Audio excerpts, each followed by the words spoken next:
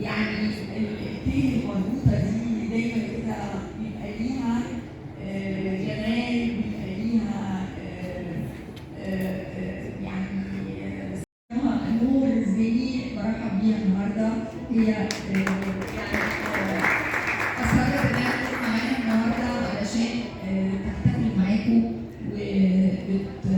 وجايبه لكم هدايا من بنك قناة السويس، كمان الحقيقه يعني بتدعم المرأة في كل مكان، فهي النهارده بتدعم المرأة في نادي السيف. شكرا ليك يا نور، وإن شاء الله تكملي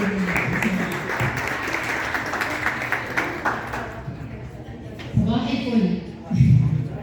ازيكم عاملين ايه يا رب؟ تكونوا بخير كلكم. طبعا النهارده انا بتكلم مع اهلي بقى، كل الناس اللي موجوده هنا، اعضاء والعاملين والاداريات الجميله اللي فعلا اثبتت وجودها بشكل قوي جدا. يعني انا شايفه هنا يعني ادوار كتير قوي في النادي المراه بتعملها، ولولا كده ما كناش. العالمية مظبوط، العاملات في الحرب العالمية. اوكي. قرروا ان هم يطلعوا في مظاهرة او يتوقفوا عن العمل احتجاجا. اعتقد معرفش ده كان في المانيا او امريكا. في امريكا. تمام. اوكي. وقرروا ان هم يعملوا موقف ايجابي، يعني كلهم راي وكده. انا ما اعرفش كان في ضحايا ولا لا، مش متذكره، مش كده؟ ايوه. وعلشان كده يعني سموه يوم المراه العالمي، بس ممكن حد يستفيض بقى، يعني انا معلومه بقى، يعني دي معلومه عشان احنا دورنا دلوقتي لازم يعني. نعرف، علشان نعرف اساس الموضوع ده ايه، وده اللي احنا لازم نفهمه. هو اللي حصل ان مجموعه من العمال من عمال المصنع، اللي حصل ان هم قدروا الحزب الاشتراكي الامريكي قدر ان هو يحد اليوم اللي هو لما حصل احتجاج عن الاجور بتاعت المراه، وقللوا فعلا استجابوا للمظاهره الدينيه، وقللوا فعلا ساعات العمل للمراه، لان هي ليها مسؤوليه اخرى في البيت. فمن ساعتها هو اتسمى بيوم المراه العالمي. خلاص؟ انتوا عارفين يوم المراه العالمي ده ليه؟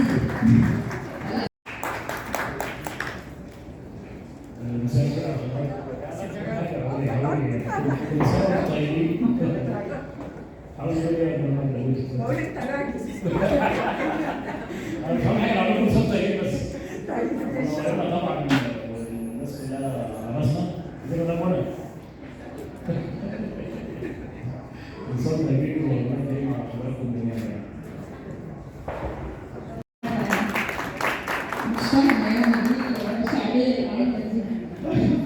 طيب دكتورة نور عايزة تقول لكم كلمة ونرحب بيها. شكرا بزياده.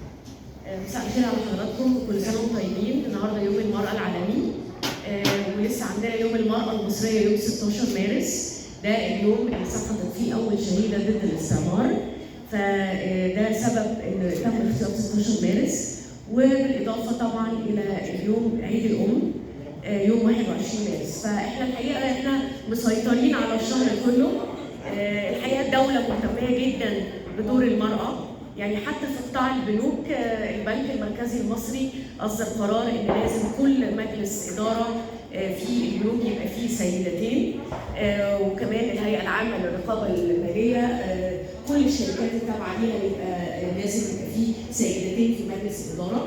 فكل عام سياده الرئيس بيعمل احتفاليه كبيره جدا بيكرم فيها المراه. فاحنا الحقيقه انا بشكر طبعا يعني لجنه المراه في نادي السن ان هي دعتني ان انا النهارده ابقى موجوده وسط العمود الفقري للبيت، يعني هي الوتد، هي السند.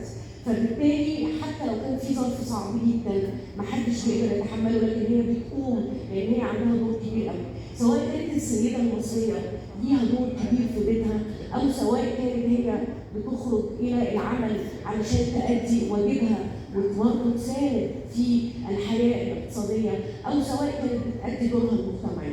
صوره خدت شهاده الماجستير وهي 80 سنه وسجلت في الدكتوراه. فما فيش اي حد يجي يقول لك ايه اصل انت كبرتي، لا بالعكس. العصر اللي احنا فيه دوت ان ما كانتش الواحده تطور نفسها بنفسها مفيش حد هيفرش لك سجاده حمراء ويقول لك اتفضلي الترقيه او العلاوه او المكاسب.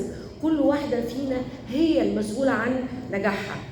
بشكر حضراتكم جدا. يعني مش عايزه اقول لكم كفايه زياده عن اي يوم بتقوم بيه. كل الامهات بتقوم بكفايه كبير جدا جدا، وبيختلف من واحده لاخرى.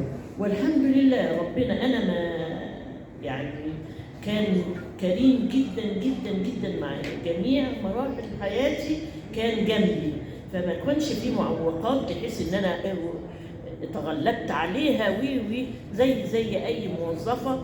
ودنيتني لغايه في الجامعه، ماسكه النشاط الفني في الجامعه لغايه اخر يوم في الشغل. انا كنت بروح الشغل لغايه يوم عيد ميلاد ال60، وابتديت بقى بعد ال60 حياه تانيه خالص خالص. احتضنتني الاستاذه لميا بعلمها ونقلتنا وخلتنا نشتغل على نفسينا من كله، يعني مش هي يعني هيأت لنا الفرصه ان احنا نعمل بقى لاخرتنا بقى، يعني من قرآن وتجويد وتفسير، ويعني شيء يعني حببتنا مشينا في السلك ده هو. وكانت الحمد لله كنا بنوفق بين الشغل وبين البيت، واللي بتبقى ناجحه في بيتها هي برضه بتبقى ناجحه في شغلها اكيد يعني. فالحمد لله كان ربنا معايا قوي قوي في جميع مراحل حياتي.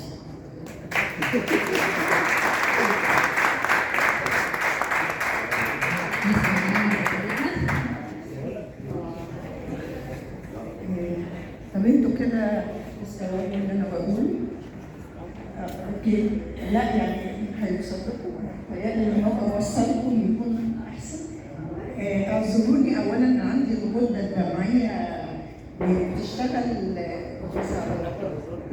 او بتأثر جدا لما بحكي مواقف مؤلمه او بحكي مواقف يعني بتمثل مشاعر. فيها حاجات كتيرة جدا، يعني مش هقدر ان انا اقولها كلها باستفاضة، انما اللي انا اقدر اقوله ان انا زي اي بنت اتجوزت وعاشت في رفاهية مع جوزها.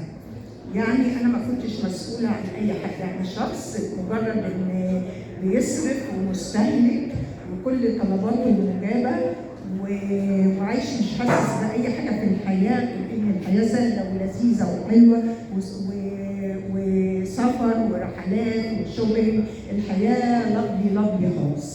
زي سيدنا عمر كده لما قال شرشين فإن النعمة لا تهون، وريتني الوجه الآخر، مش هقول القبيح إنما ولا الابتلاء، إنما كان إن ربنا بيختبرني زي ما أنا عنتك وزي ما أكرمتك، وريني بقى هتشتريني ازاي وهتعملي ايه.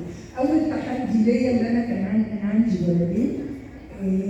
ولدين عايشين بره في امريكا مش في مصر، اللي انا ابعت اجيبهم وان هم يجوا يعيشوا معايا زي ما بيقولوا السنه دي او ظهري، وهم اللي يبقوا ليا يعني في مصر هنا.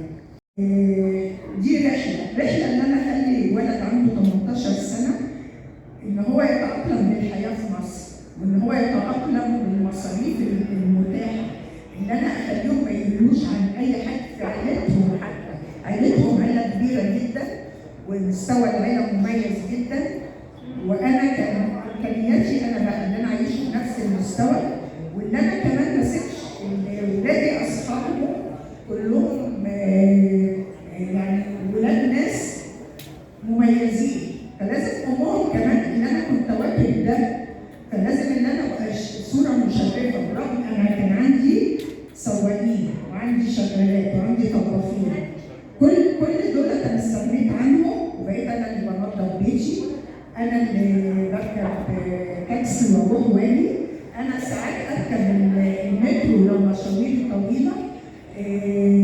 ابتديت انا كنت رئيس تحرير مجله.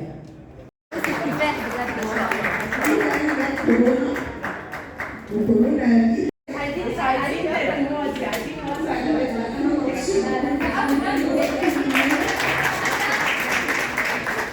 برافو عليك.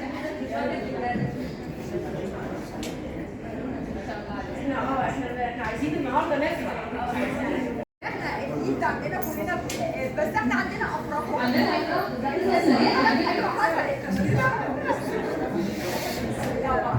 كده مصطفى عايزين بقى كلنا كلمة صغيرة، كلمة صغيرة.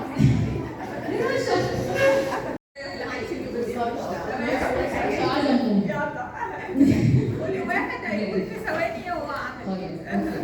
يلا كل سنة وانتم طيبين. هنبدأ بقى.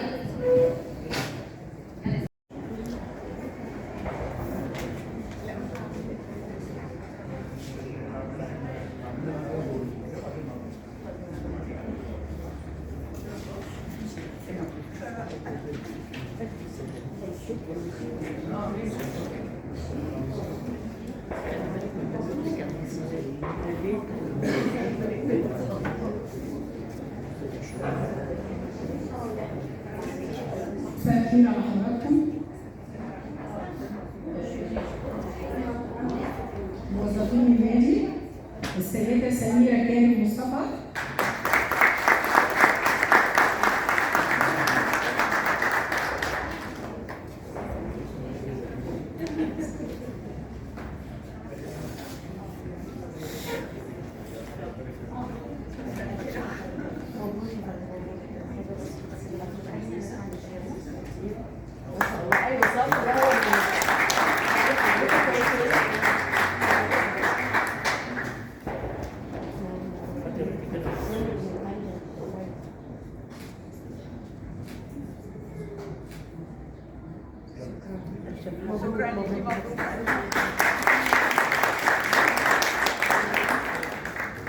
السيدة عزيزة حسين محمود،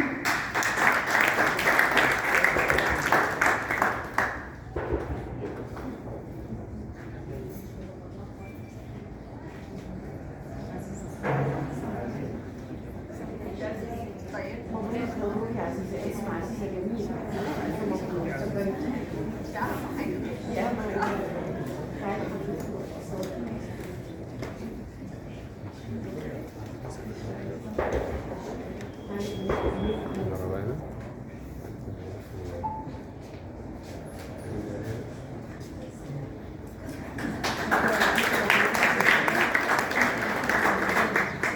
السيدة كريمة مصطفى حسين،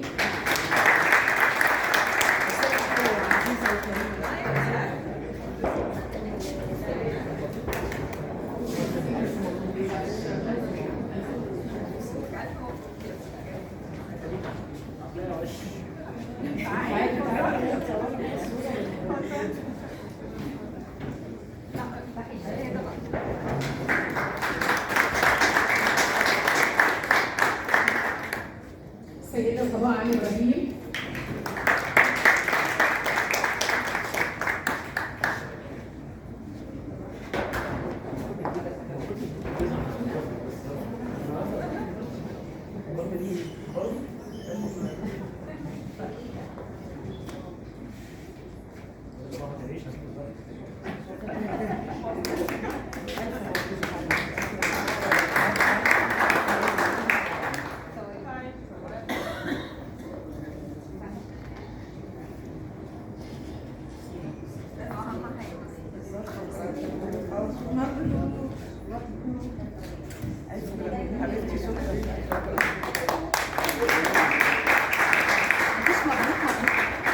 السيدة كريمة فراج محمد، عليها غير عيد الأم بس. عيد الأم بس. عيد الأم بس. عيد الأم بس.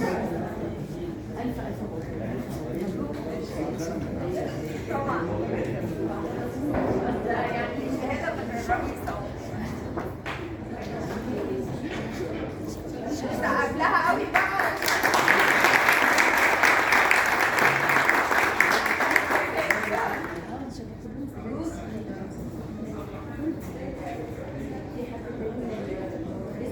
السيدة أمال الجليل العلواني،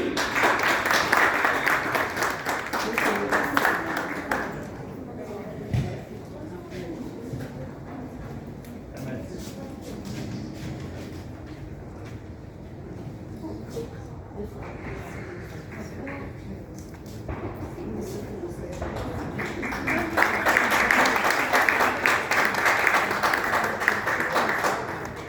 منى عبد الله انت مش معانا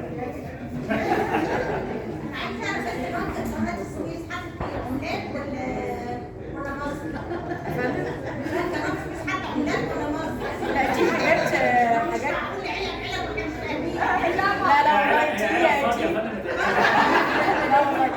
دي حاجات فيها حاجات بايد السيدات المصريات، يعني اللي بيشتغلوا السيدات الحرفيات المصريات اللي مشرفينا ان شاء الله. بسيطه يعني.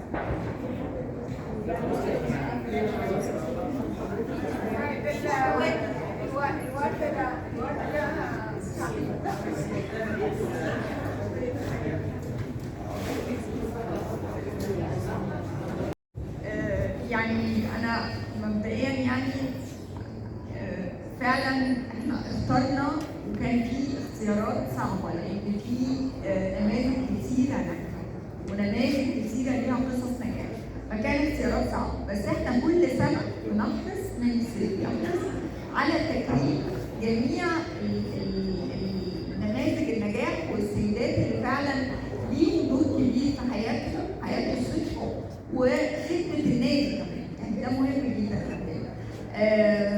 يعني بحييهم جدا وبهنيهم كل اللي خدوا النماذج وعايزه يعني احيي واشكر اللي هنكرمهم دلوقتي، هم برضو فيهم ام الشهيد، فيهم ام لذوي الاحتياجات الخاصه، فيهم ثلاثه زي ما سمعنا اثنين من قصص النجاح مش يعني مدام يعني ماجده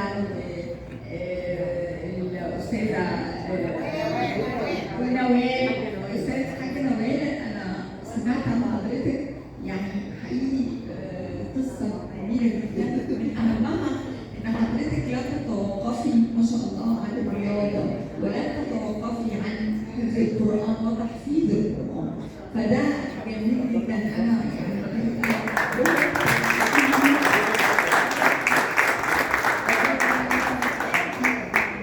ويعني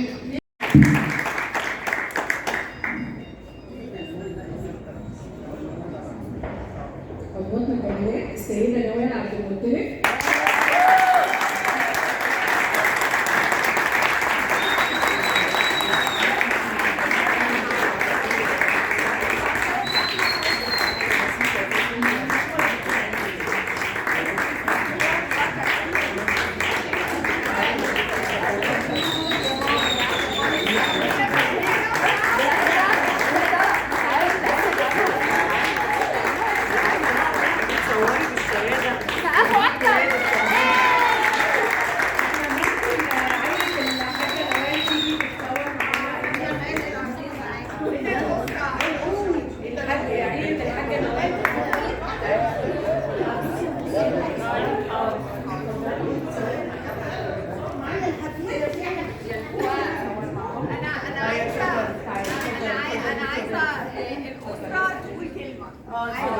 اتفضل يا فندم، اتفضل هنا عشان هناخد صورة جماعية مع الوالدة، اتفضل جنبها لو تحب تتفضل. اتفضل يا فندم. تعالوا بقى.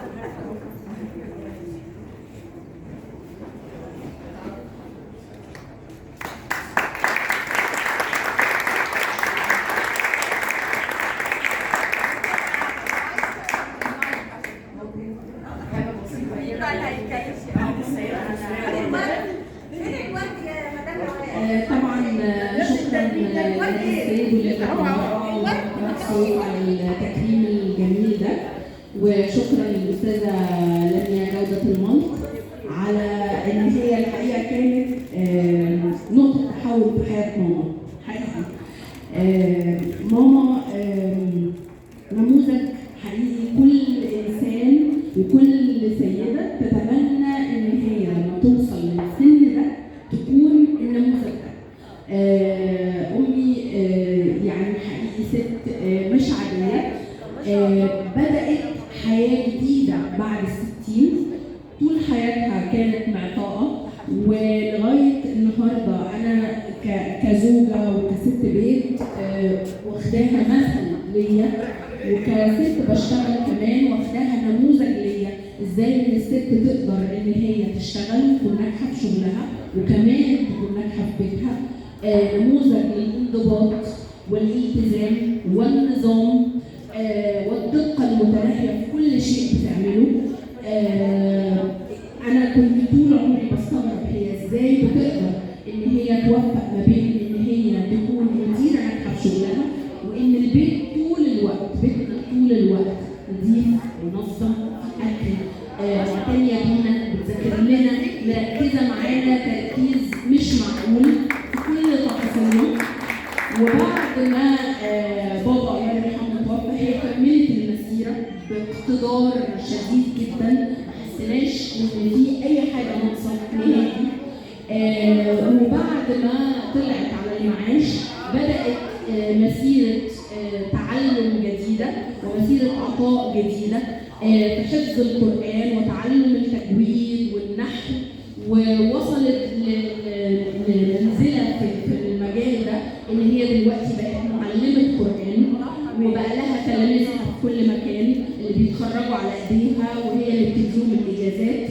فالحقيقه ان هي نموذج يعني مشرف وانا فخوره جدا بيها وربنا يديها الصحه يا رب.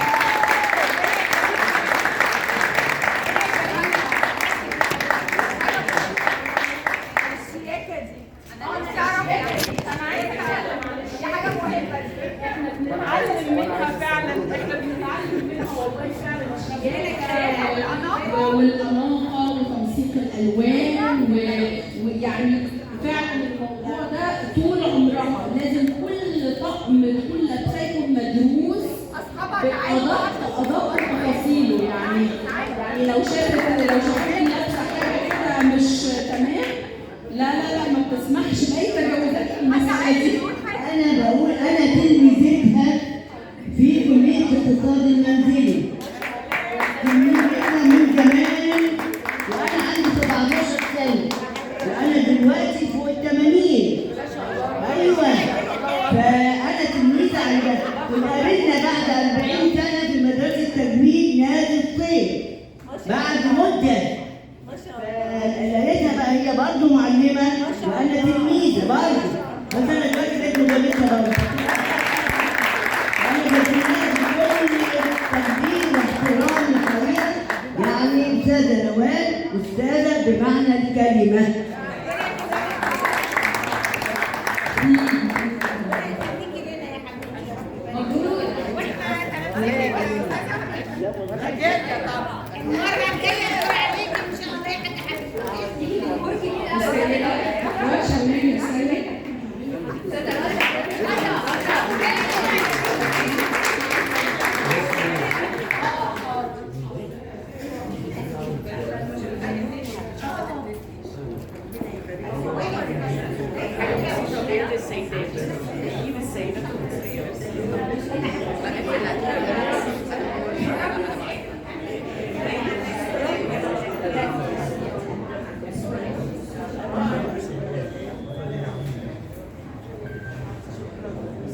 طبعا انا عايزه اقول بقى ان رشا بجد ست مش يعني برضه من الناس اللي بتحدد الصعاب، مش عايزه افكرها بحاجات. خليها تتكلم. لا خليها تتكلم. النهارده يوم فرحه. النهارده يوم فرحه. مفيش حد جاهز يزغرط ولا ايه يا جماعه؟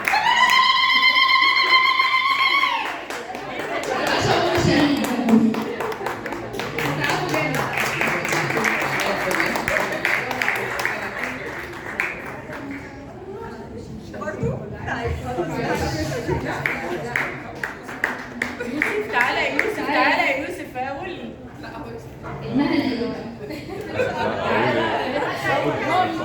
تصور معايا، يلا تصور صورة. يوسف انت بتلعب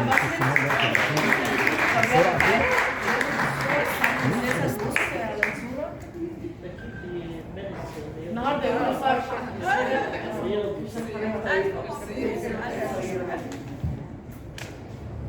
طب يوسف يقول ايه؟ كده مجروح. السيدة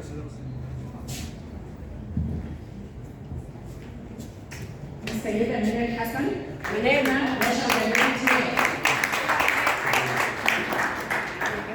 حنان أم رشا احتياجات خاصة بطلة سلاح، ورشا كان عندها بطولة امبارح في المنال بتعتذر انها تيجي النهارده، بس احنا لازم قلنا ان احنا نقول اسمها وانا هقول قصة المنال. يعني هي منال بتروح مع رشا كل التمرينات والتدريبات وبتدعمها في التعليم وبتعمل لها بتخدمها هي شخصيا يعني. فهم تعبانين شويه من امبارح من السفر فهي بتعتذر، لكن احنا برضه هنحييها كلنا مع بعض. وهنسلمها الهديه بتاعتها ان شاء الله. محمد جه، محمد هو اداري لجنه الاحتياجات الخاصه. تعالى يا محمد قول كلمه على السلام عليكم. رشا جمال دياب هي ما شاء الله لعيبه سباحه وكمان احتياجات خاصه. هي فوق ال 40 سنه ومصبره على التمرينات وما شاء الله بطولات جمهوريه كتير وبتلعب تبع 3 اتحادات: اتحاد الاعاقه الذهنيه واتحاد الشلل الدماغي واتحاد الباراليمبي. وما شاء الله في كل اتحاد بتسجل بطولات وبتطلع الاولى كمان يعني، فبتطلع المراكز الاولانيه. احنا اولادنا بيبقى ليهم طبيعه خاصه ان اولياء امورهم يبقوا مصبرين معانا على التمرينات والبطولات. احنا لسه كنا من يوم السبت لحد الخميس احنا داخلين القاهره امبارح الساعه 10 بالليل. فهي كانت جايه النهارده بس للاسف اعتذرت طبعا عشان عقبال ما روحنا البيت وكل واحد يعني دخل البيت فما قدرتش تقوم النهارده تيجي النادي يعني. اسبوع في اسكندريه والحمد لله بفضل ربنا صعدت البطوله دي تلعب جمهوريه ان شاء الله في شهر 5. طبعا انا بشكر دكتوره ايمان على المجهود الخرافي معانا في الاحتياجات الخاصه عامه وفي النادي خاصه يعني صراحه ليها باع طويل معانا وكل ما نطلب منها حاجه في لينا احنا خاصه بتنفذها على طول يعني. وبشكركم جميعا وان شاء الله يعني تقدم على طول. شكرا.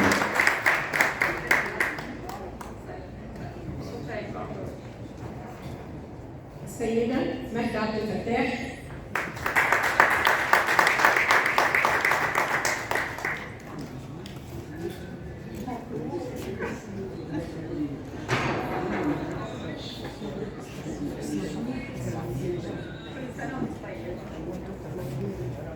دايما قبل التكليف.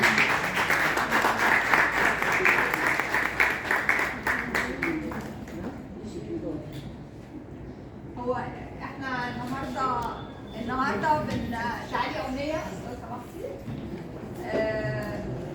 امنيه يعني معانا في لجنه المراه وهي اللي عامله المنتجات الحلوه اللي ورا دي ديكوباج. طبعا دي بعض النماذج. وامنيه بعد ما اتعلمت في ورشه لجنه المراه هي بتتعلم دلوقتي بتعمل ورش بتعلم ديكوباج في نادي السيف. وهي النهارده بتدينا هدايا هي عاملاها بايديها عشان السيدات بتوعنا النهارده. فاسمحوا لنا ان احنا ندي للسيدات الهديه دي. مدام ماجده واستاذه روان وكل يعني الحقيقه احنا اصرينا ان الهدايا دي تكون معموله بايد امراه سيده من نادي السيف.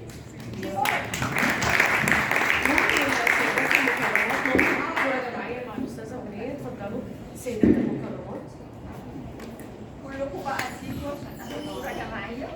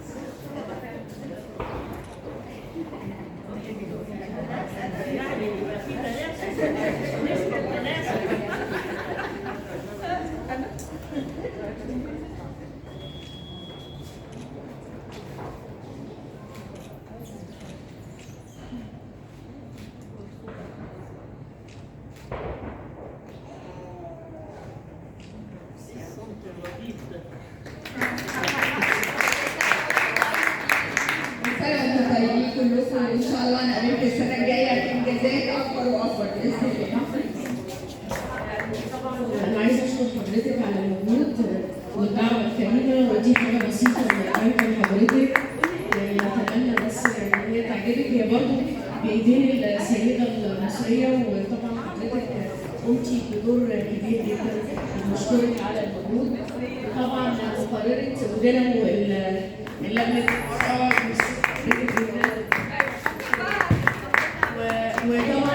هو دي كانت الرجل اللي كان معانا على المنصه،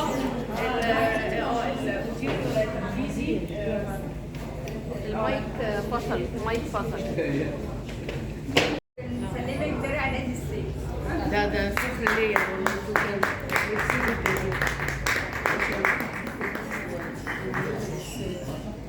والله.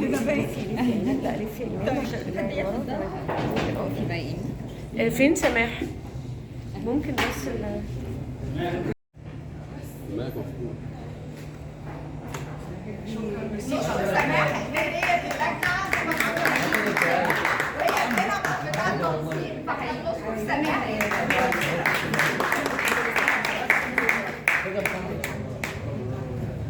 المايكات كده تاني. شكرا. وهقول كلمه بقى ان صار يعني الكلمه اللي احنا يعني مش قادره اتكلم فيها قوي، ان الست دي تحدد صعاب كتير قوي بفضل انها وفضل انها تعرفيها، ومع ذلك هي استمرت